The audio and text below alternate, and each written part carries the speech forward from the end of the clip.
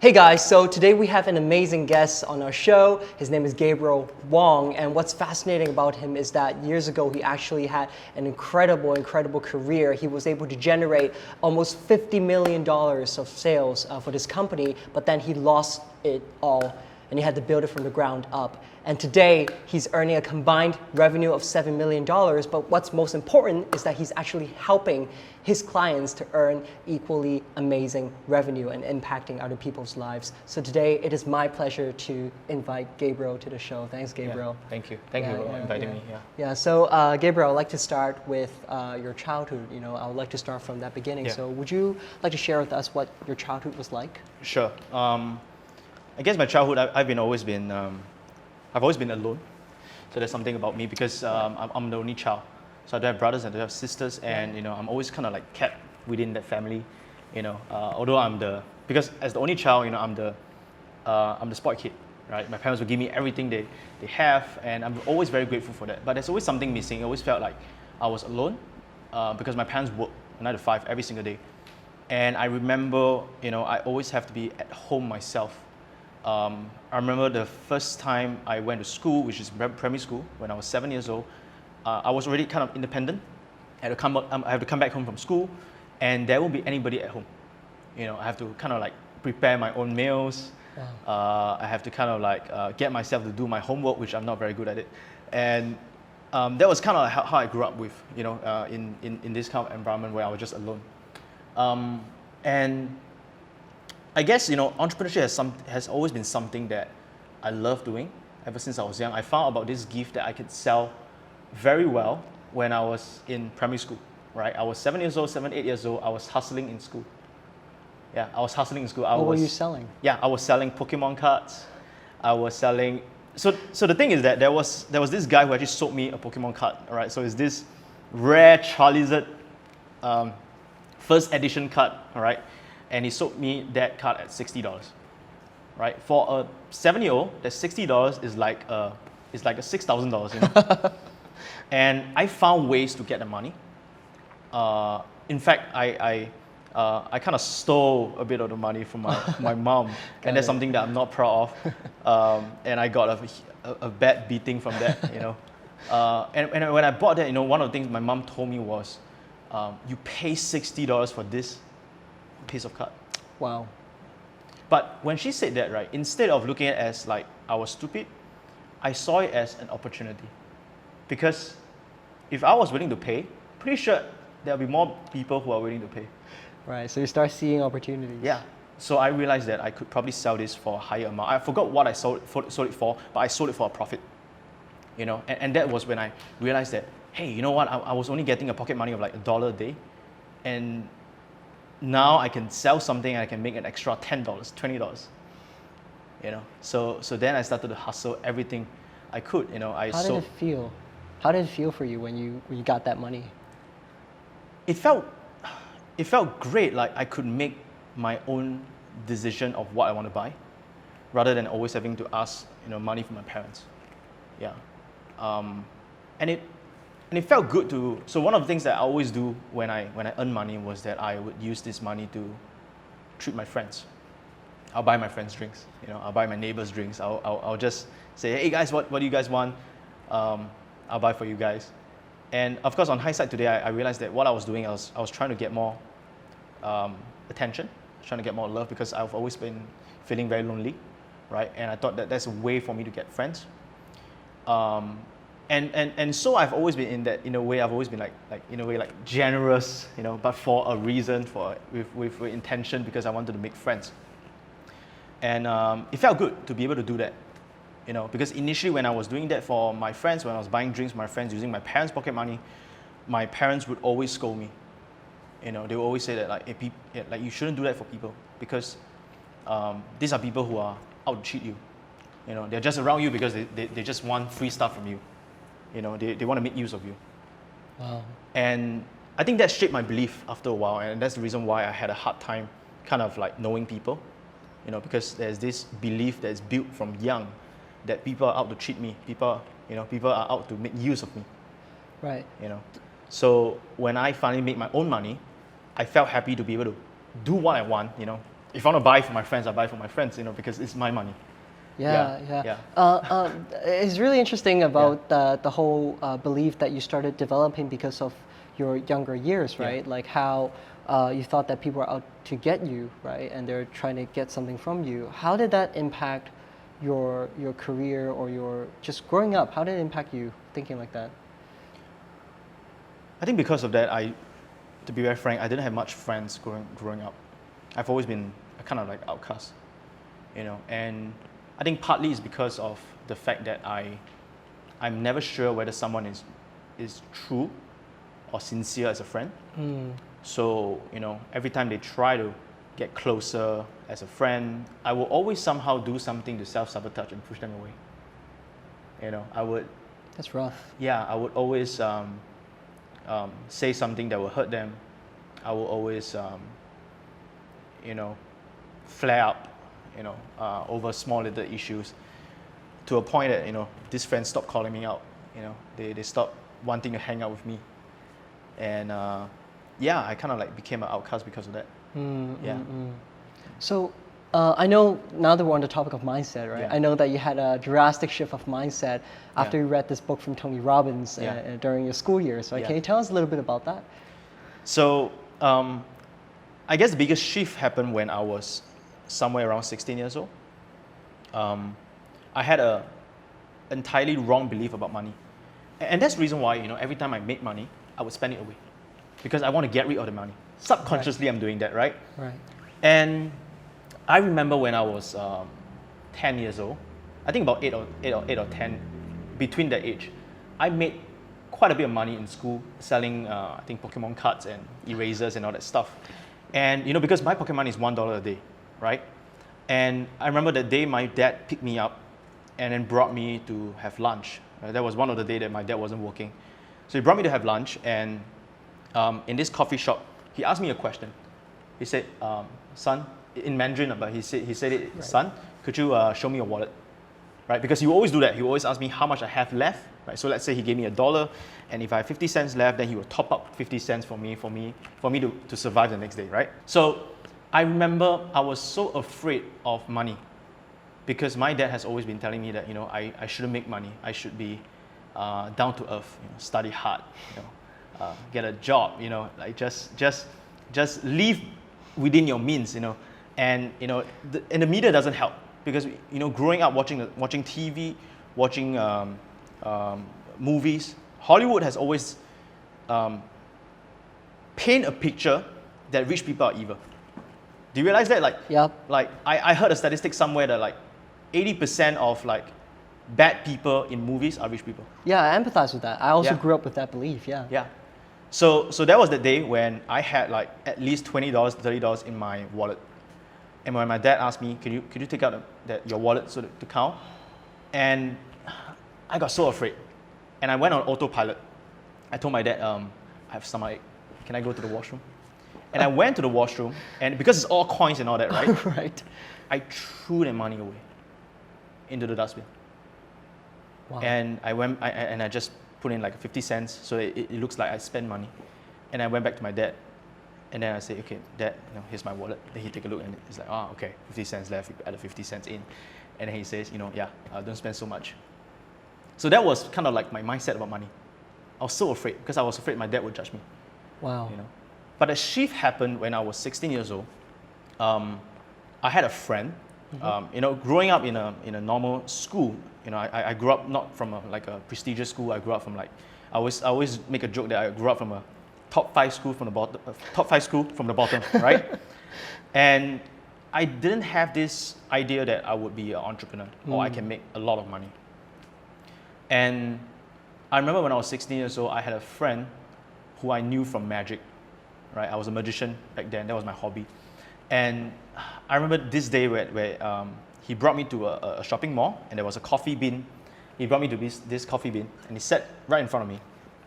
And this is kind of like my first time meeting him, by the way, right? We just we got to know each other, so we just caught up, and we just wanted to like kind of get to know each other more. I right? see, okay. And he was a fairly ambitious guy, very ambitious guy. He was just sitting down there, and he was like full of confidence and very cocky guy.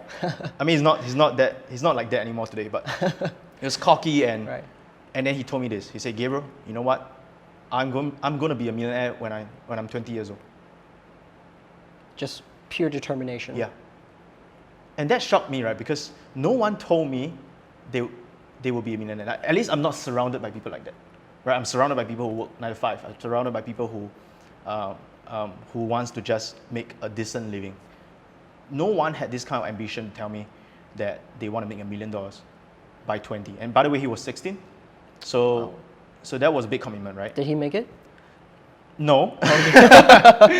I don't think so, because You made it though. yeah, but we didn't really stay in touch as friends. I see. We lost touch for a while. We got in touch recently. So I don't think he got it, but that day because of that, he made me see something that I could be more. Because of that confidence. At first, I was just brushing him off away. I was just brushing him off, like, hey, you don't joke. Like, how can it be? Just 4 more years, you know? And then he told me this. He said that, do you believe me? He was very determined. He was, do you believe me? And I was like, why? Then he took out a notebook, right? Yeah. And this notebook, he has a bunch of names in the notebook, all right, with the number. And he said, okay, look at this. These are all names and all numbers, right? Okay. And he said, these are all the people who laughed at me. Wow. When I reach 20, when I reach $1 million, I'm going to call these people and I'm going to go, ha, I made it. I made $1 million. You laughed at me when I was 16. So you say, do you believe in me? If not, I'm going to add your name in there. So amazing guy, but his confidence made me see something else. Right. So I started to believe that, okay, maybe that was possible. And then he passed me a book. He took out his backpack and he opened up his backpack and he gave me this book. He threw this book on the table and Wow, he says, okay. read that book. What And was guess it? what's the book? Tony Robbins? Rich Dad Poor Dad. Oh, okay. Rich Dad Poor Dad for teenagers. Wow. And that was my big mindset shift. I've never read books, because living in a bottom school, if you read books, you're considered a nerd. Right? So the cool kids don't read books. The gangsters don't read books. So if you read books, you're part of the nerd club. Right? So I was really an outcast, right? So I didn't want to read books so that I would look like a nerd and be despised by people who are cool in school. But something made me read that book that day. And I think I finished that book in about a week. For someone who just started reading, that is fast, right? Very fast, yeah. And that whole book changed my life. It changed my mindset. It was a mindset shift I needed. I saw money in a different way. I saw that I could be more if I want to, right? That I could be a millionaire. That's for sure. That's something that was instilled in me from that book, right? I learned so much things, so many things like work to learn, not to earn, concepts that I've never heard of in school for my entire 16 years of my life. Wow. Yeah. So Gabriel, you're one of the best communicators and people who know sales that I know of right now.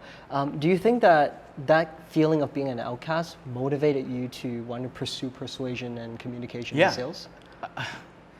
I guess back then it was for a different reason, and Okay. it was not a very good reason, right? Okay. It was because I wanted to be special. Because I was an outcast and I wanted the attention on me. So I wanted to be in the limelight. I wanted to be cool. I wanted to join the cool kids club, Yeah. And so I always thought that the best way to get there is when I have a lot of money. Because when I have a lot of money, I can spend, people will be around me, right? I mean, everyone will hang around you when you have money. Yeah.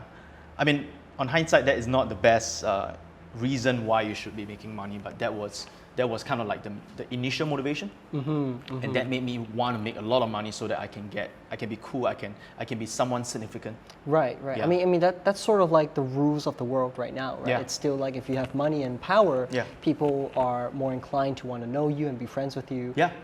A bit it's not for the best reasons, but Yeah. that's kind of how it Yeah, works. I mean, it's sad sometimes, but it is the truth. When you post something on social media, right? Yeah. Instagram, Facebook, generally those posts that gets the most amount of engagement, most amount of attention are posts like, you just got a new car, right? A new house, something material, right? That will get you the most attention. So the world right now, social media right now is even feeding that, right? Because it becomes an endless chase. Right, right. When I post maybe a post about a book I read, he may not get many attention as if I post about a new car that I bought. Right? Yeah. So the world shifted, you know, our priorities. That's what I believe. Yeah. Yeah. So I know, on that topic, right? I know recently you met Caleb Maddox, right? And you wrote a beautiful post about this, which is about the idea of, impact versus income, right? Yeah. Instead of thinking of passive income, why not you think of passive impact, Yeah. right? And I'd love to hear more about, the story behind that, like what does impact mean for you, and, why should people pursue passive impact? Yeah. So, I mean, of course, today, I wouldn't say that I fully understand the word impact. I think it's a very deep word. Or I would say that there's deeper meaning to the word impact. There are a lot of people who say, I want to make an impact today, right? But they may not know what they're trying to say. Or they may not know what is the real meaning of making an impact. But to me, I feel that making impact means that you are serving the world. And I feel that making impact means that, as cliche as it sounds, in a way, making a world a better place from your bad experiences. Yeah. I love that. Yeah. So speaking of bad experiences, I love to dive into something that is in your past. I understand that your first job or first business, right? Yeah. You were able to generate a substantial amount of revenue, $50 million, right, for this company, and you lost everything. Yeah. Can you tell us the story about that? So right after I graduated from secondary school, in Singapore, it's kind of like high school, right? So right after I graduated, I was recruited by a friend, actually the same friend that gave me that book. I see. Right? About a year later, so he recruited me to an MLM company, a multi-level marketing company. And it's not that multi-level marketing companies are bad, you just got to choose the good ones. Right. So unfortunately for me, I got into a company that eventually I realized, I found out at a much later stage, like 7 years later, that it was a Ponzi scheme. It was a Ponzi scheme. But I had 7 years with that. So that was my kind of like my first career, like first real career. I've done magic, I do magic, and I've done freelancing work here and there, but like that was like my first career I fully committed. And that was also my journey of learning how to sell. Yeah, I learned how to sell a bunch of different products with this company, and I was kind of mentored by a couple of salespeople there and a couple of sales leaders there that I truly admire back then when I was younger, because they had money, right? They had all that fame, all the things that the world tells you to chase after. Yeah. So I was very impressed by them, very impressed by what they have, and they told me that the best way I can make a lot of money is by doing sales. Because when you sell, there's no limit to the amount of commission or the amount of income that you can make. So that was kind of like my first ever sales career, right? I mean, obviously, it wasn't something that was easy at the start, right? Nothing is easy. Even though it's a Ponzi scheme, it's not easy, right? I had a breakthrough when I was 19 years old, and I started to build a huge team for this company, and I started to make my first very consistent 5-figure sum. And I was talking about like 19-year-old, $60,000 a month. A month? Yeah, that was the amount of money I was making. Wow. And I thought that I was like the king of the world, right? Being just a guy from a pretty simple neighborhood to making that kind of money. And of course, by the time I hit 20 years old, I had like 2,000 people under my team, and I managed to achieve about 50 million USD in sales for this company. And of course, my commission is good, right? I mean, $50 million, even if you get like 10% of it, that's like $5 million. Yeah. So I can't tell you the exact percentage because this has been years before, but roughly 5 to 10% is my commission, because we have a very different, commission structure, MLM company, right? So that was kind of like my first experience. Yeah. And I made money, but with the wrong values, right? My sales mentors, they were very money driven. They were very material stuff driven. And they were people, I think I can just say that they were people of not of the right values. Yeah. They taught us a lot of things like unethical selling methods, right? Like do whatever it takes, right? Including breaking the rules, which is fine, but sometimes even including breaking some laws. Wow. And that was kind of like a mindset that I grew up with because I was 17, I was 16 years old. Like, how do I know any better, right? So I was with them for like a good 5 years. I discovered it was a Ponzi 5 years later, but I stayed with them 2 more years. Why is that? I guess I was too deep in this rabbit hole to get out. Because I represented the company. I was like their top number 1 sales person in this whole company. Wow. And everyone knew me. Everyone knew me, right? Everyone treated me with respect in the company. And I guess there was something about me that didn't want to give up that respect. I didn't want to give up that significance. Because where else can I get that significance, right? You know, I would walk into the office and like hundreds of people would greet me. Right, because you're the star. Yeah, I'm the star. Hundreds of people will greet me. They will bring their friends that they have just brought, right? And introduce them to me and say, this guy, this is the guy, this is the guy, this is the guy that we model, this is the guy that we role model after. You know, he's that 20-year-old guy who is like rich as hell. You know, he's that 20-year-old guy that lives at I live in this place called Marina Bay Residence. Wow. You know, okay. Very nice place. I had 2 cars. I had one car of my own and 1 car with a driver. So I was like that. Yeah, you're that the guy, lifestyle, right? right? Yeah. So I guess one thing is that I didn't want to give up that significance. I didn't want to give up that attention. And of course, the other thing is that because I'm the star, I represent the company. Unfortunately, there was a lot of hint from my mentor back then, my ex-mentor back then, that if I were to leave the company, they would somehow direct all the blame on me. Wow. And then I realized they have been very intentionally doing that all the way since I joined them. Like they will put us at the front, right, so that we represent the company, so that if anything happens, they will just say that we are the one who runs the company, we are the one who runs the scheme, or we are the one who ran away with the money. So they planned that intentionally. And that was when my life started to crumble. I started to dwell in a lot of vices. I was pretty much not sober every single day. If you meet me at 10 a.m., I'll probably have a drink in my hand. Wow. Because I wanted to get rid of the pain. There's a lot of pressure. Yeah. And it almost felt like, because my ex-mentor, they were like my father figure. They were like, not just, because I didn't have a good father figure, you know. They kind of replaced my father figure. So it wasn't just a mental torture, it was a very spiritual torture.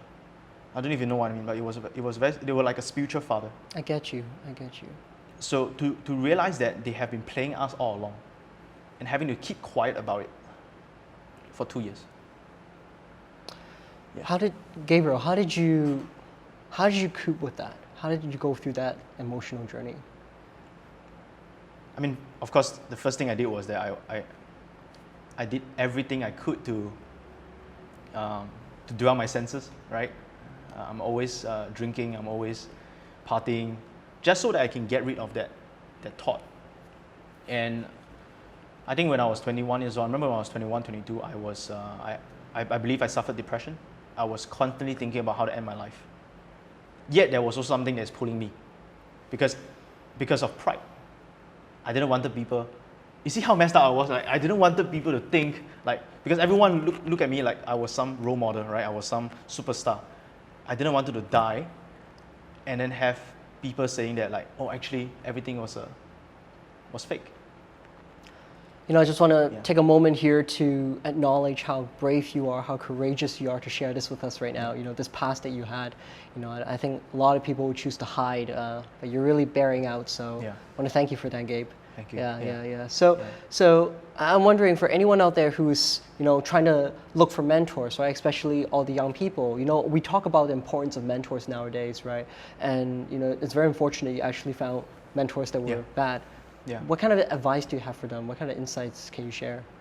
Yeah. So So eventually, of course, I left the company, Yeah. right?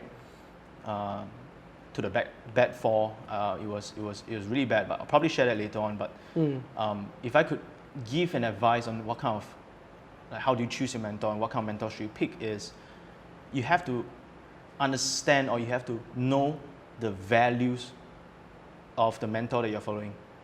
And when I mean value is like, what do they truly believe in? You know, and what do they uphold? For example, you know, do they uphold the truth? Or do they always bend the truth, you know, just to get what they want? Right. Do they have integrity, right? Look at the fruits of their life, right? People can, so one thing about, whenever I share that, people always say that, but how do I know? How do I know for sure? Because they were very charismatic people, you know, and probably for a 17-year-old, I wouldn't know for sure, right? All I see is on the front. And I didn't have enough experience and wisdom to discern their values. I didn't even know what's my own value, right? Back then when I was young. So I would say the advice is that you can look at their fruits, look at the people around them, you know, look at their marriage life, right? Do they cheat on their partner? Look at how they are as a father, right? Look at how they treat their parents, Right. right? So all these don't lie, because this gives clue. Right. Because that's action, right? That's how they that's act. action. Right? Action produce results, and the results are the fruits. So look at their fruits, right? If they are who they say they are, their fruits will tell. So if they say that, you know, they want to make an impact, Right. you know, if they say that they have integrity, right? Look at them. Look at their life. Look at how they walk. Look at how they act. So that will be the advice I would give. That's Find huge. someone of strong values, someone who will not Right. compromise who they are to get what they want. Right. know? Yeah, because values indicate thought, action results, right?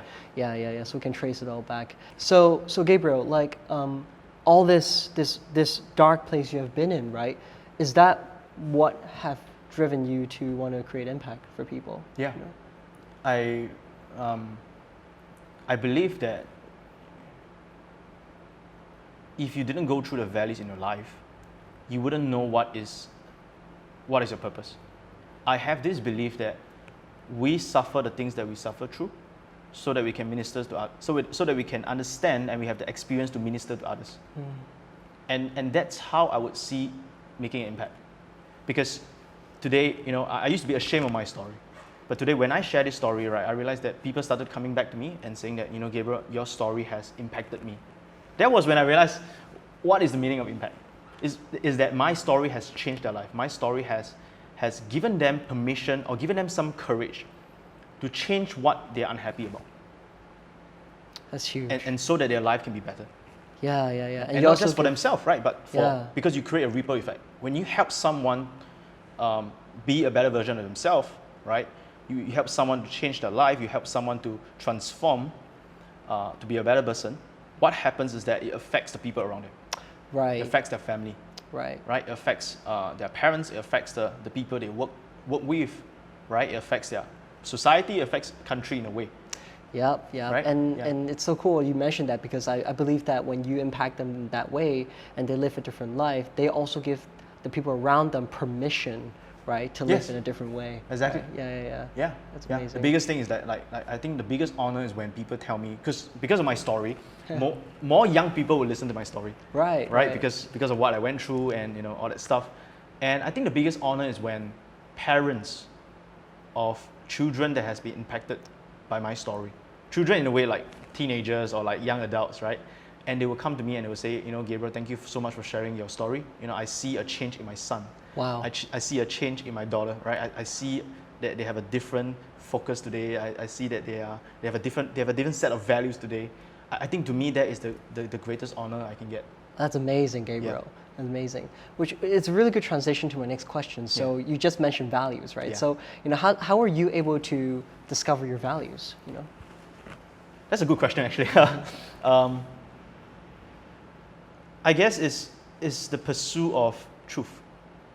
Now I know truth is it's very vague, right? What is truth?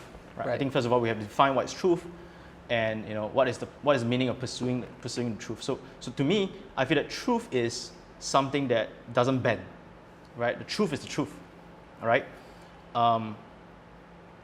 My version of truth that I believe in, okay, is that I believe that there is a loving God. There is a God that cares for me. There's a God that knows who I am, my darkest secrets, my stories that I was ashamed of, and yet still love me. That's my truth. So I believe in that. And it's that pursuit of truth that allows me to find out what is my value. And what I mean by that is that so I'm a Christian, right? So what happened was that during that darkest moment in my life, I found Christ in my life. And since finding Christ, it was just that knowing that someone loved me despite of everything I've done, that I'm already forgiven, gave me that courage, gave me that empowerment to be who I really am. And slowly I started to realize that, like, because I follow Christ, I started to take up the value of Christ. So that is my journey. You know, I wouldn't say that I have the full answer today. It is still a journey today. Right? It's always a journey. It's always a journey, right? Yeah. It's still a journey of finding out what is my true core value, right? But now, at least what I can say is, like, I know what I stand for. You know, I know what I stand for. I know there are things that I do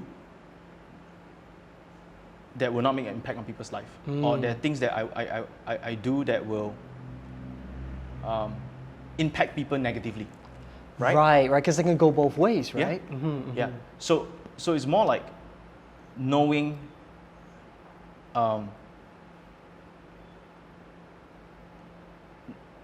knowing the things that I do that I wouldn't compromise who I am. That's you know huge. what I mean? Yeah. That's huge. Can you elaborate on that? Yeah.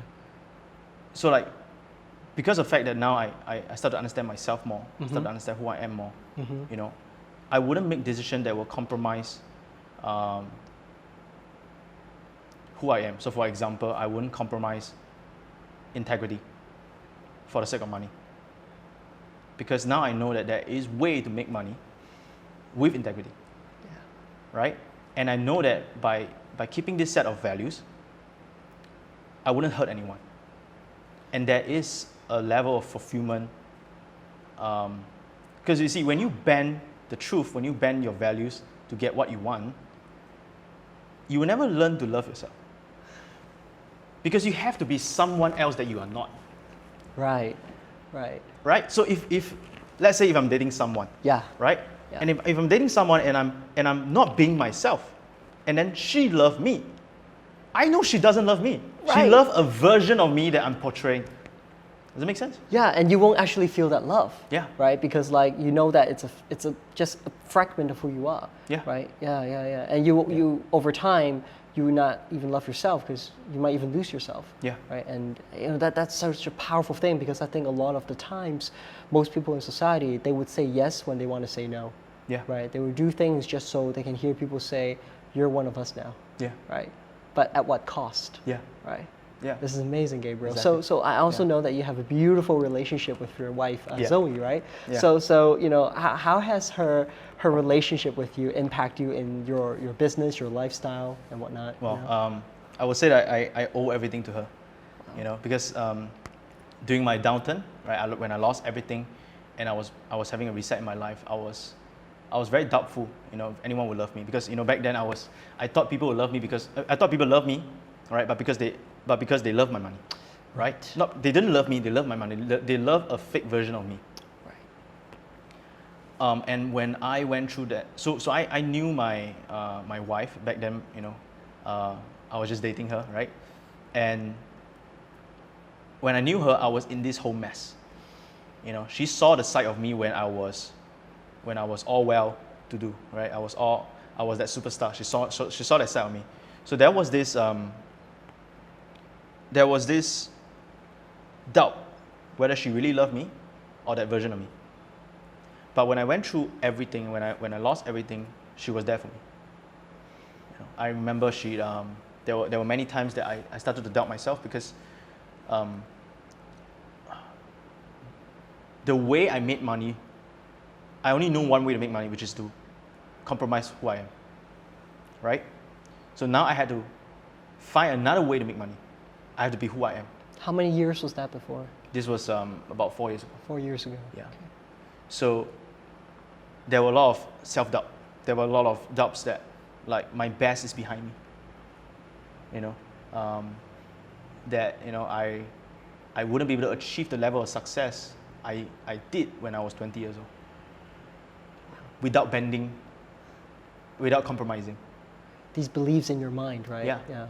Yeah, because I've always made money by, you know, unethical selling, for example, right? By bending the truth, by lying. And now that I'm not doing that, I'm not getting as much result. So how did you grow out of that belief? You know, because a lot of us, we have beliefs in our heads that are limiting us from really living the life that we could be, right? So how did you? That's such a strong belief. How did you transcend that? So, to answer your previous question, which is how much my wife has impacted me, or in a way like how much I owe to my wife, is because of a constant reminder. You know, she's always constantly telling me, because we started going to church together, we kind of accepted Christ together, and she spoke a version of me that I was not yet. So she will always tell me that, you know, I'm favored by God. You know, I'm already successful because God is with me. She's always speaking faith in me. You know, she's speaking things that she sees rather than things that are. And what that does is that it builds up faith in me. Because she's always telling me, you know, don't worry about it. You know, you're already successful. You're already successful. You know, God has already blessed you. You are already favored. His grace is on you. She's always constantly reminding me that. And I feel that is the, I don't know at what point something in me shifted. And that's the reason why I believe so much in being around people who see something in you that you don't see in yourself. Yeah. So, I can't tell you when that happened, but, like, you know, all credits to my wife. You know, she's constantly reminding me, constantly telling me, yeah, and something in me shifted somehow. Yeah. It's really cool, man. That's really cool. Wow. And I think that's important for people to hear, because you are the average of the 5 people you hang out most with, right? Yeah.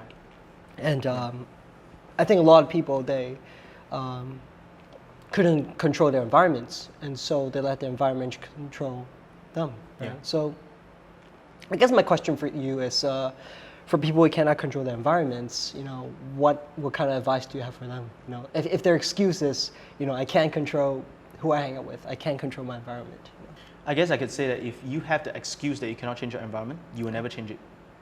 Because at the end of the day, my advice won't help. Because if you know that you are hanging around toxic people, you already know that. And I think that is the truth, right? I think that's what truth is. Like, there's always something in us. Like, some people call it the inner man, some people call it the inner spirit.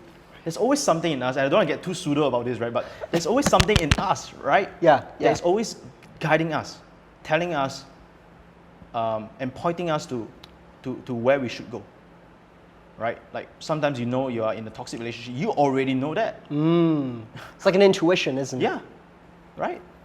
So I guess, you know, if I can give an advice, is that I would say follow your gut, right? Follow your inner man, right? If it's telling you to get out of the environment, do it, right? If you're hanging around with people who are bringing you down, hanging around people who are toxic, hanging around people who don't believe in you, you know, get out of that. Find an environment. There are tons of environment everywhere, right?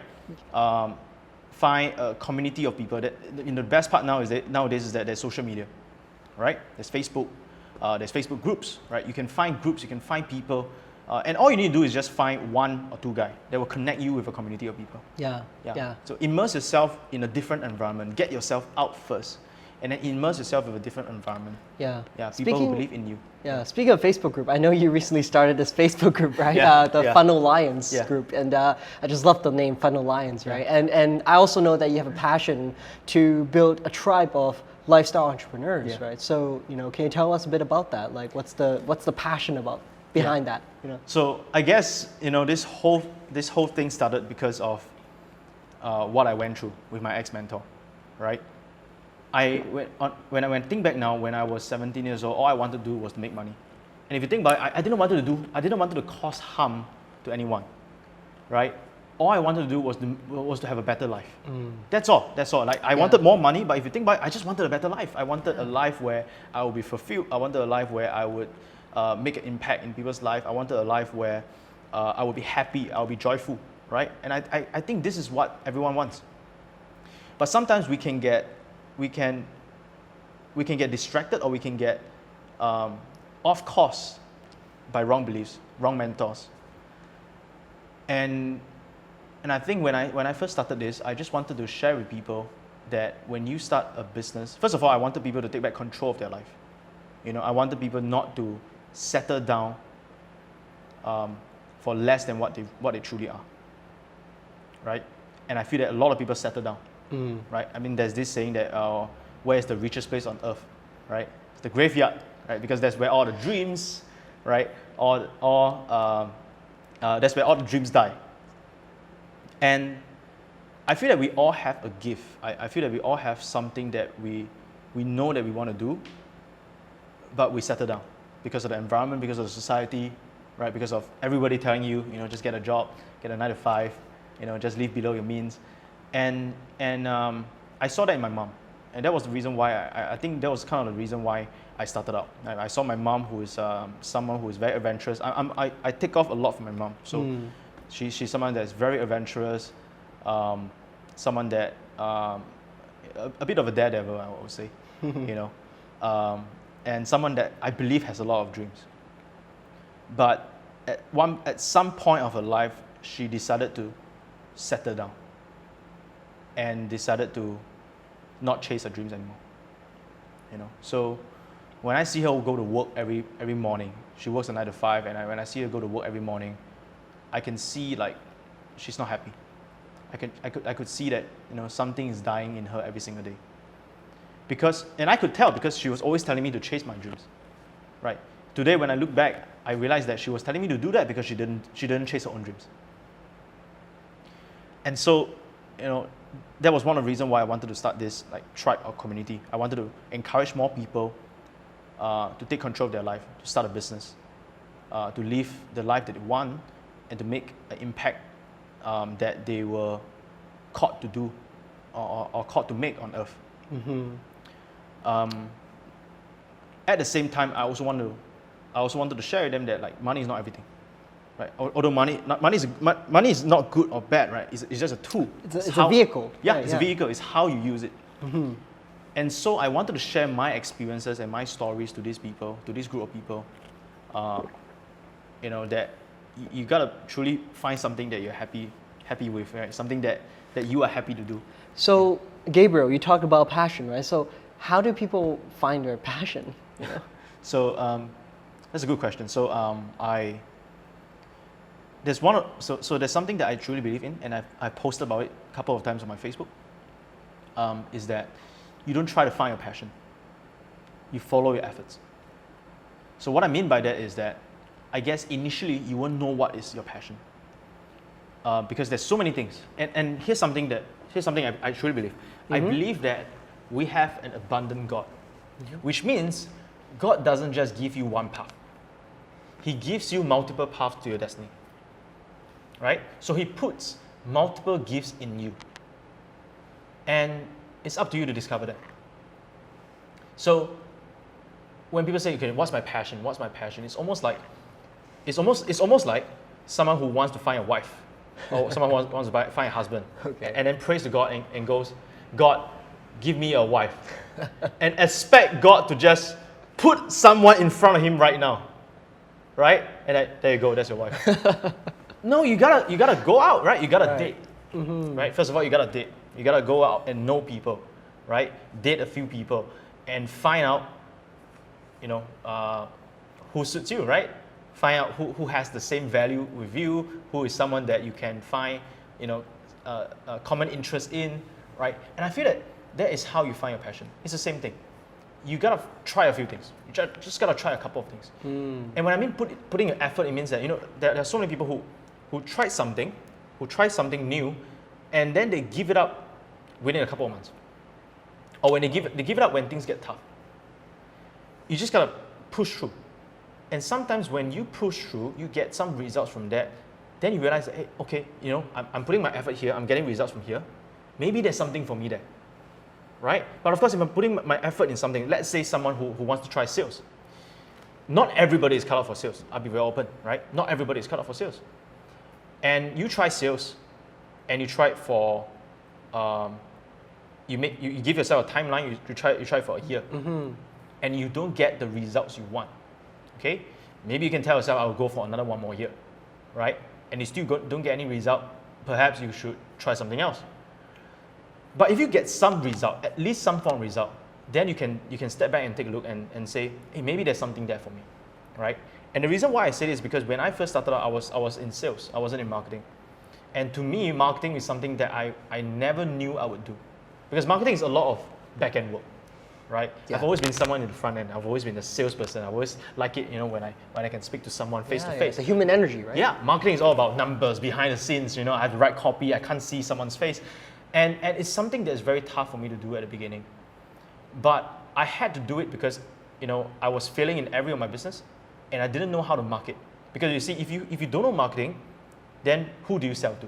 You don't have leads to sell to, right? So even though I was very good at sales, I was failing in everything because I didn't know how to market. Right. And of course, I was put in a position where I didn't have the money and I didn't have the connection. I didn't know anyone else that could do marketing for me. So it turns out something that I had to force myself to learn. But eventually, I started to get results from it.